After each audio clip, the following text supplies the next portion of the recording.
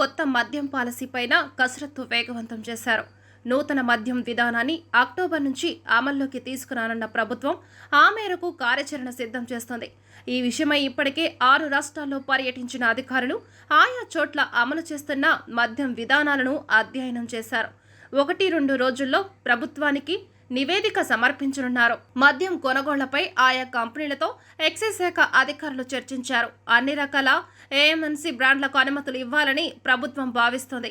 ఈ నెలాఖరు లేదా వచ్చే నెల మొదటి వారంలో ప్రముఖ బ్రాండ్లు అందుబాటులోకి వచ్చే అవకాశం ఉంది. ఎన్నికల సమయంలో నాణ్యమైన మద్యం తక్కువ ధరలకే అందిస్తామని కూటమి నేతలు హామీ ఇచ్చారు. అందులో భాగంగా ఇక నుండి బ్రాండ్ మద్యం తక్కువ ధరకే అందనుంది. తక్కువ ధర కేటగిరీలో ప్రముఖ బ్రాండ్ల క్వార్టర్స్ బాటిళ్లను 80 నుంచి 90 రూపాయలకే అమ్మాలని ప్రభుత్వం భావిస్తుంది.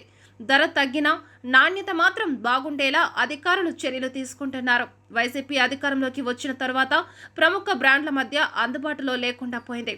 ఇప్పుడు కూటమి ప్రభుత్వం గతంలో ఉన్న ప్రీమియం బ్రాండ్లను తిరిగి అమ్మకాలు చేసుకునేందుకు వీలుగా అనుమతులు మంజూరు చేస్తుంది. వైసీపీ ప్రభుత్వం మద్యం దుకాణాల నిర్వహణలో అమలు చేసిన విధానాల్లోనూ మార్పులు చేయనున్నారు. తిరిగి ప్రైవేటు వ్యక్తే మద్యం దుకాణాల నిర్వహణకు అనుగుణంగా నిర్ణయం తీసుకోనున్నారు. అదే సమయంలో ధరలు తగ్గించడం ద్వారా ఖజానా పైన భారం లేకుండా ప్రభుత్వం జాగ్రత్తలు తీసుకుంటుంది. వచ్చే మంత్రివర్గ సమావేశంలో నూతన మద్యం పాలసీకి ప్రభుత్వం అధికారికంగా ఆమోదం తెలపనుంది. Save a life. Download UBlood app. UBlood for the new blood.